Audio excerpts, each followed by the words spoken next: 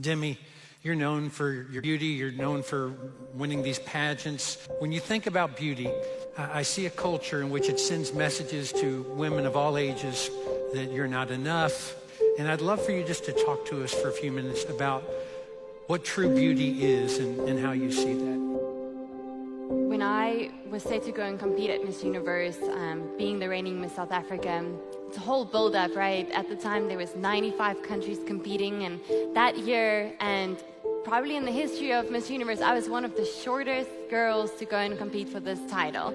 And now if you think of models and beauty queens, they're usually tall, and people started placing me in this box, saying, oh, she won't win because she's too short, started defining me in certain ways. And it's hard for that not to get to you, right? In the same way that I know so many young girls watch Instagram or watch social media and puts themselves in boxes, that is the way social media defines us to look or act like.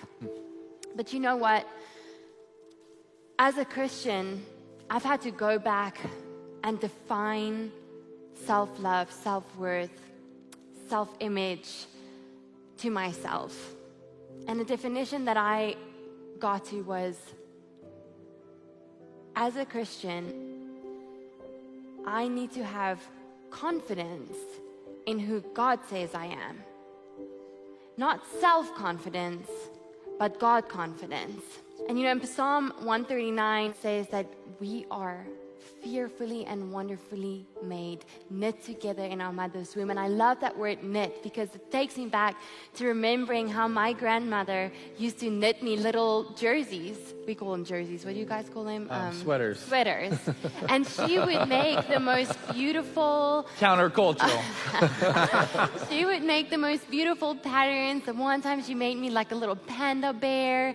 And we were on holiday together, and she spent days just sitting there knitting that jersey, pulling it out, redoing it, wanting to make sure that it's perfect, that that pattern she's creating on that sweater is perfect.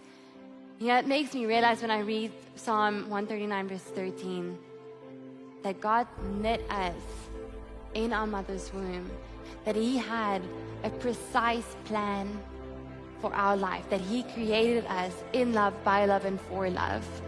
And if that does not make you feel worthy, I don't think any amount of makeup, any amount of clothes, any amount of shoes, any amount of bags will ever make you feel worthy. And I think that's so important that we go back to really defining what self-confidence looks like.